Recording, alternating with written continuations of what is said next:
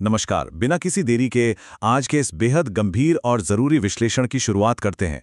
आज की चर्चा का मुद्दा सीधे तौर पर हमारी और आपकी आर्थिक सुरक्षा, दुनिया भर में चल रहे संघर्षों और 2026 को लेकर आई एक बड़ी चेतावनी से जुड़ा है। हाल ही में एक ऐसा संदेश सामने आया है जिसने आने वाले आर्थिक संकट और उससे बचने के लिए सामुदायिक तैयारी पर बहुत ही आक्रामक रुख अपनाया है। देखिए, इस विश्लेषण में हम किसी राजनीतिक विचारधारा का पक्ष नहीं ले रहे हैं। हमारा मकसद सिर्फ इस स्रोत द्वारा दी गई जानकारी, उसकी आलोचनाओं और इन चेतावनियों का निष्पक्ष रूप से अध्ययन करना है, ताकि हम स्थिति की गंभीरता को समझ सकें। तो चलिए सीधे इस चर्चा में उतरते हैं। इस पूरे विषय को हम 6 मुख्य हिस्सों में समझेंगे। पहला, आर्थिक संकट की चेतावनी। दूसरा, वैश्विक संघर्षों का हम पर असर। तीसरा, ईंधन और खाने में बढ़ती महंगाई। चौथा, व्यवस्था और मीडिया की आलोचना। पांचवा, आम लोगों की तैयारी। और आखिर में स्रोत के हिसाब से आगे का रास्ता। शुरुआत करते हैं अपने पहले और सबसे चर्चा वाले भाग से, आर्थिक संकट की चेतावनी। यहाँ स्रोत का सबसे बड़ा और परेशान करने वाला दावा यह है कि भारत के लिए आने वाला वक्त बेहद बेहद मुश्किल होने वाला है। संदेश में साफ तौर पर कहा गया है कि बड़े बड़े अर्थशास्त्री इस भयानक स्थिति की चेतावनी पहले से ही दे रहे हैं। यहाँ हमारा मकसद आप में कोई डर पैदा करना नहीं है, बल्कि उस गंभीरता को ठीक वैसा ही रखना है जैसा स्रोत ने बताया है। उनका मानना है कि 2026 तक एक अभूतपूर्व महामंदी हमारे दरवाजे पर दस्तक देने वाली है, जिसका सबसे ज्यादा असर आम नागरिकों और जमीनी स्तर पर काम करने वाली संस्थानों पर पड़ेगा। अब आते हैं दूसरे भाग पर, जो थोड़ा जटिल है, वैश्विक संघर्ष और उनका स्थानीय प्रभाव। यहाँ स्रोत ने अंतर्राष्ट्रीय राजनीति के तार सीधे हमारी पॉकेट और जमीनी अर्थव्यवस्था से जोड़ दिए हैं। यहाँ दो अलग अलग बातों का बहुत ही दिलचस्प टकराव दिखाया गया है। एक तरफ स्रोत का कहना है कि हमारी आर्थिक समस्याओं का ठेकरा अमेरिका और ईरान के बीच चल रहे संघर्ष पर फोड़ा जा रहा है, पर दूसरी तरफ एक बड़ा आरोप ये भी है कि रूस जैसे अपने सदियों पुराने दोस्त से मिलने वाले सस्ते कच्चे तेल को ठुकराया जा रहा है। स्रोत का मानना है कि ये सब सिर्फ विदेशी दबाव के कारण हो रहा है। और इस कूटनीतिक खेल की कीमत कौन चुका रहा है? आम जनता, जिसे महंगाई की मार झेलनी पड़ रही है। और इसी बिंदु पर स्रोत की आलोचना एक बेहद आक्रामक और सच कहूं तो काफी विवादास्पद दिशा में चली जाती है। यहां एप्स्टीन फाइल थ्योरी का हवाला दिया गया है। अगर आप नहीं जानते तो ये एक ऐसी खुफिया फाइल बताई जाती है जिसमें दुनिया के बड़े नेताओं के दबे हुए राज हैं। इसके आधार पर स्रोत ने दावा किया है कि अमेरिका और वहां के नेता इस फाइल के जरिए दबाव बनाकर भारतीय नेतृत्व को कंट्रोल कर रहे हैं। अब देखिए, हम यहां इस थ्योरी को सच या झूठ साबित नहीं कर रहे हैं।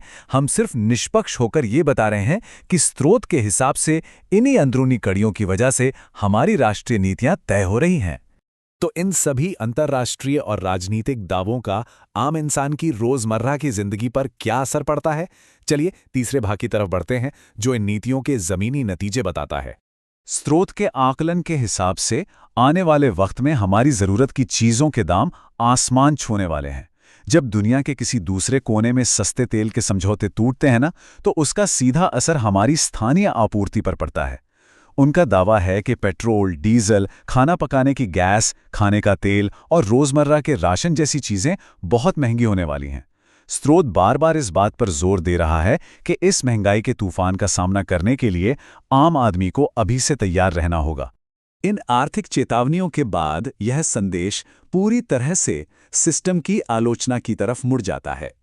चौथे भाग में हम स्रोत द्वारा वर्तमान राजनीतिक ढांचे और पत्रकारिता पर की गई तीखी टिप्पणियों को समझेंगे। वक्त के साथ क्या बदला है, इस पर सीधा निशाना साधा गया है। एक तरफ 2014 के चुनावी नारे मैं भी चौकीदार की याद दिलाई गई है, जिसे स्रोत एक भ्रामक वादा मानता है, और दूसरी तरफ 2026 की सच्चाई को रखा गया है। स्रोत का सीधा आरोप है कि पिछले कुछ सालों में पूरी सरकार चंद पूंजीपतियों के हाथ में चली गई है। संदेश में खुले तौर पर दावा किया गया है कि आज पूरा देश सिर्फ एक या दो बड़े उद्योगपतियों जैसे अदानी और अंबानी के इशारों पर चल रहा है। और ये आरोप यही नहीं रुकते, ये बेहद संगीन है। केंद्र सरकार को पूरी तरह नाकारा बताया गया है। स्रोत का कहना है कि सरकार रोजगार देने, शिक्षा का स्तर सुधारने और परीक्षाओं में पेपर लीक जैसी धांधली रोकने में विफल रही है। इसके अलावा टीवी और प्रिंट मीडिया पर सत्ता का दलाल और प्रवक्ता बनने का आरोप लगाया गया है। यहाँ तक कि स्रोत ने कुछ विशेष पत्रकारों के नाम भी खुले तौर पर लिए हैं, जैसे अंजना ओम कश्यप, चित्रा त्रिपाठी और सुधीर। इन्हें पूरी तरह से पक्षपाती और समझौता कर चुके पत्रकार बताया गया है।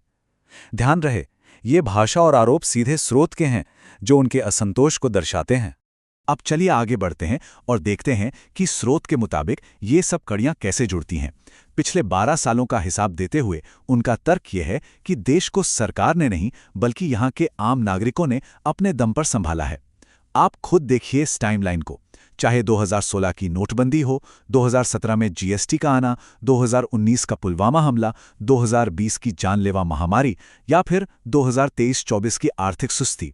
स्रोत कहता है कि इन सब का बोझ सिर्फ जनता ने उठाया, और अब 2026 में जिस महामारी की आशंका जताई जा रही है, उसका बोझ भी आखिर में जनता के कंधों पर ही आने वाला है। तो इन सभी गंभीर समस्याओं को देखते हुए सवाल उठता है कि आखिर किया क्या जाए। यहाँ हम 5वें भाग में आते हैं, जो आलोचना से हटकर सामुदायिक तैयारी पर ध्यान केंद्रित करता है। ये इस चर्चा का शायद सबसे जरूरी हिस्सा है। यहाँ एक बेहद सख्त और जरूरी एक्शन प्लान यानी कार्य योजना सामने रखी गई है। स्रोत सभी से आग्रह कर रहा है कि तुरंत अपनी फिजूल खर्ची और अनावश्यक सफर बंद कर दें।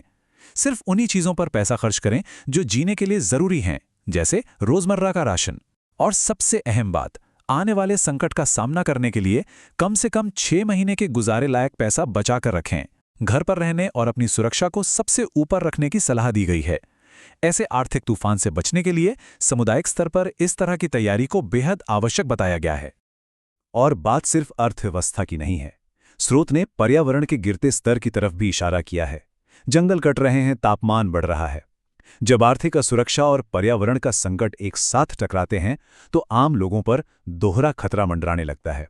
इसलिए स्रोत की तरफ से ये चेतावनी भी है कि अपने आसपास के माहौल में सुरक्षित रहें। अब हम इस चर्चा के आखिरी भाग पर आ चुके हैं, आगे का रास्ता।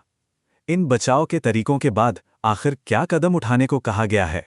स्रोत का आह्वान बहुत ही साफ और क्रांतिकारी है। उन्होंने वर्तमान नेतृत्व को नकारा बताते हुए उन पर से किसी भी तरह की उम्मीद छोड़ने को कहा है। साथ ही इस व्यवस्था की विफलताओं और जिसे स्रोत ने तानाशाही बताया है, उसका खुलकर विरोध करने की मांग की गई है। यहाँ एक और दिलचस्प बात है, संदेश में विरोध के प्रतीक के रूप में एक कॉकरोच जनता पार्टी का समर्थन करने को कहा गया है। एक ऐसी पार्टी जिसका उद्देश्य एकजुट होकर सरकार से जवाब और जवाबदेही मांगना है। ये क्लियरली दिखाता है कि जमीनी स्तर पर शासन के खिलाफ कितना गुस्सा है। आपकी एकता ही आपकी ताकत है। इस प्रभावशाली विचार के साथ स्रोत अपने संदेश को समाप्त करता है। यहाँ एक बड़ी तुलना की गई है। जैसे पहले के वक्त में लोगों ने मिलकर विदेशी शासकों के खिलाफ लड़ाई लड़ी थी, आज ठीक वैसा ही वक्त फिर आ गया है। बस इस बार लड़ाई अपने ही चुने हुए नेताओं, जिन्हें स्रोत तानाशाह मानता है, के खिलाफ है। ऐसे वक्त में समुदाय की एकता ही हमारा आखिरी और सबसे मजबूत हथियार है। तो इस पूरे विश्लेषण को समाप्त करते हुए एक बहुत ही गंभीर सवाल हमारे सामने खड़ा होता है। एक तरफ अंतर्राष्ट्रीय तनाव तेजी से बढ़ रहा है और दूसरी तरफ स्थानीय स्तर पर ईंधन और खाने पीने के दाम लगातार आसमान छू रहे हैं। ऐसे में क्या हमारे समुदाय वाकई 2026 के इस अनुमानित और भयानक आर्थिक तूफान का सामना करने के लिए पूरी तरह से तैयार है? अब इन चेतावनियों में कितनी सच्चाई है, इस पर आप सबकी राय अलग हो सकती है, लेकिन हाँ, इसने हमें अपनी आर्थिक सुरक्षा और सामुदायिक तैयारियों पर रुककर सोचने पर मजबूर जरूर कर दिया है। आज के इस विश्लेषण में बस इतना ही। इस जरूरी चर्चा का हिस्सा बनने के लिए आप सभी का धन्यवाद।